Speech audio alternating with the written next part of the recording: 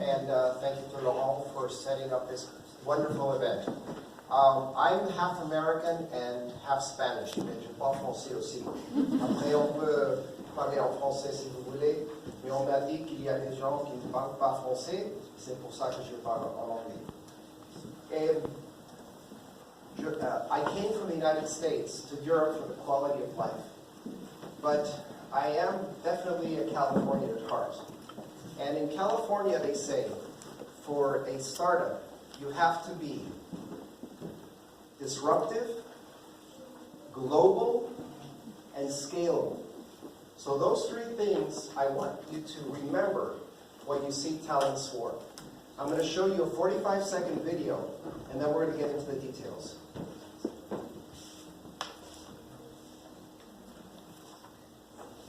It's all about collaboration.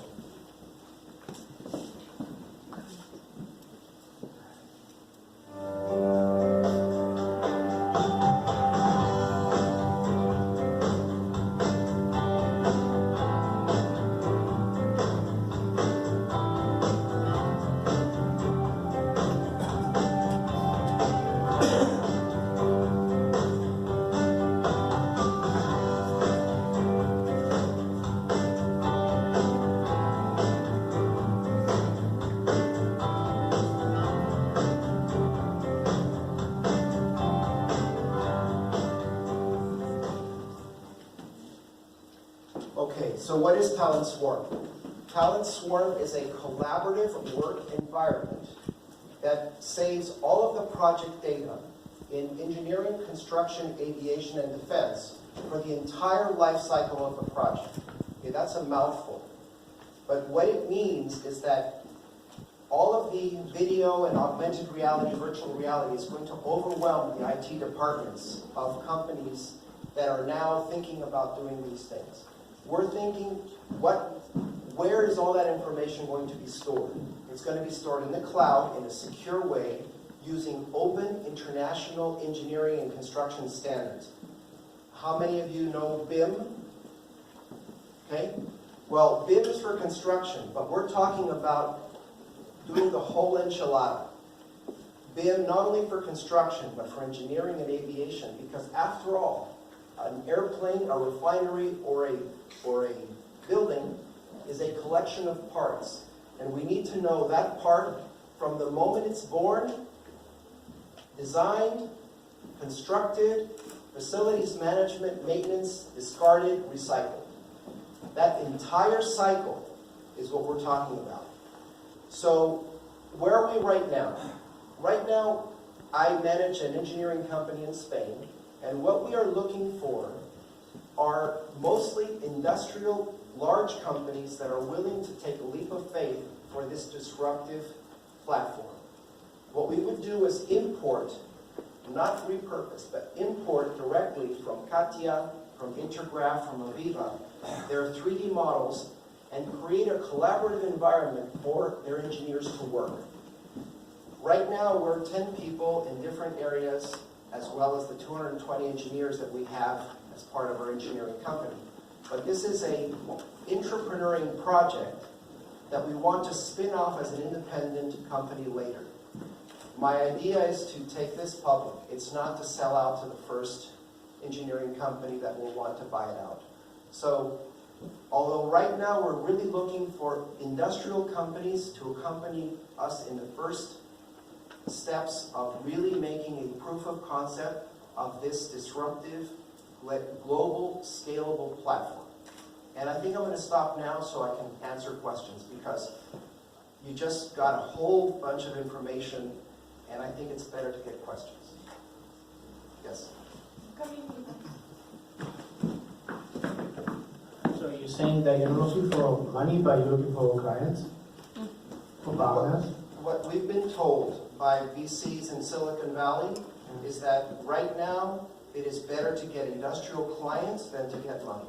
Yeah. So we would rather get what they call sort of committed money, in the sense that we solve an industrial problem instead of just taking money. Because right now we're self-funded. But what we've been doing is doing all the research from the different open international standards that we will then translate to big data for this project.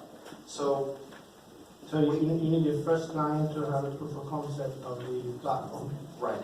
I'll give you some examples.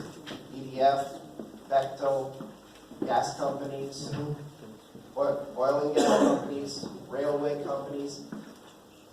Interesting, the military were the first ones to visit us yesterday at the booth. That's why my voice is a little, we spent a lot of time talking yesterday. But I am not closed to establish initial contacts, but I'm being very sincere. Right now, what I'm looking mostly for are large industrial companies that are interested in jumping forward to what all of these new technologies will be. And do you have a particular sector in mind as a first business case? What we found is that obviously oil and gas, petroleum, industrial energy is our sweet spot. We have over 100 people at the nuclear power plant in Tarragona in Spain. I've met with EDF, but these companies take some time to move. So I'm probably looking at a mid-sized industrial company that wants to overtake a large one. Okay, thank you. Other questions? I want to add that we don't realize the renaissance of technology we're living right now. Because with big data, with the visualization techniques that video game technology is giving us, and with telecom, it's almost as if we were at the stage where perspective was invented back in the Renaissance. With those three things together in this platform, we're talking about addressing a $5 trillion market, which is just engineering and construction. And we don't go against what already exists. We can import the model. This model that you saw, and you can come by the stand at the S10 in the startup area. It's, we have a demo where you actually can walk through the refinery with other people.